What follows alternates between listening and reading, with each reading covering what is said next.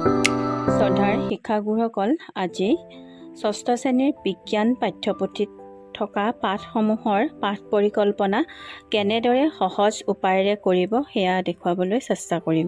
ষষ্ঠ শ্ৰেণীৰ বিজ্ঞানৰ তৃতীয় পাঠ সুস্বাস্থ্যৰ বাবে খাদ্য পাঠটি পৰিকল্পনাৰ বাবে লোৱা হৈছে।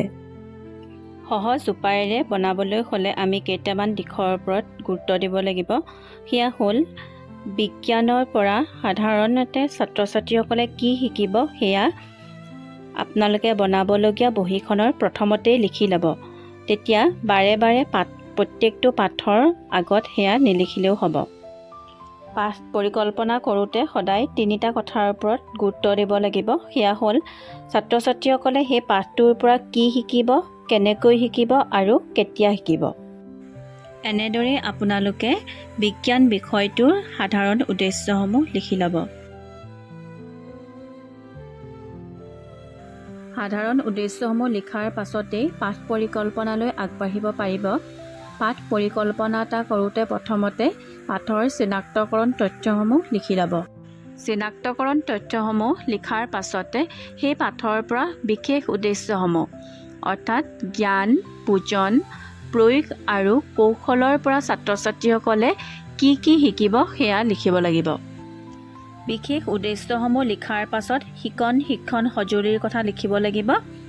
ইয়াৰ পাছতে পূৰ্বজ্ঞান লিখাৰ পাছতে পাঠ পৰিকল্পনাৰ মূল বিষয়বস্তুলৈ আগবাঢ়িব পাৰিব।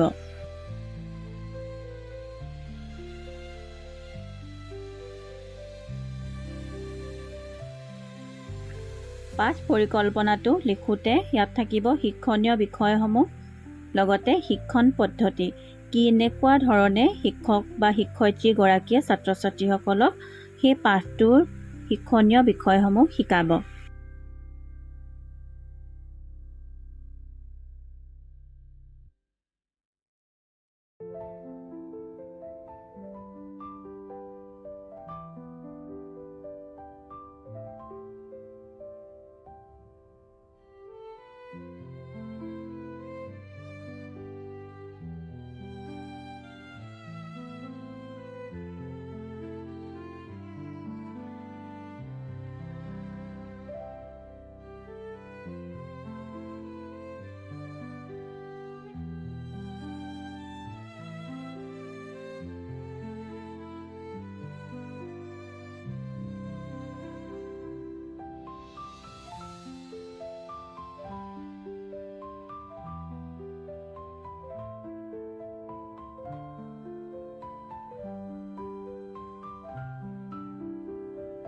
পাঠ পৰিকল্পনাৰ শেষত গৃহকৰ্ম দি পাঠ পৰিকল্পনা সামৰিব লাগিব। ইয়াৰ পাছতেই সুস্বাস্থ্যৰ বাবে খাদ্য পাঠটি পৰিকল্পনা সামৰণি পৰিছে। এনেদৰে পৰ্যায়ক্ৰমে ষষ্ঠ শ্ৰেণীৰ বিজ্ঞানৰ অন্যান্য পাঠৰ পাঠ পৰিকল্পনাসমূহ দিবলৈ চেষ্টা কৰা হ'ব। আজিলৈ ইয়াতেই সামৰা হৈছে। যদি ভিডিঅ'টো চাই ভাল লাগে লাইক, শ্বেয়াৰ আৰু ছাবস্ক্ৰাইব কৰি দিব।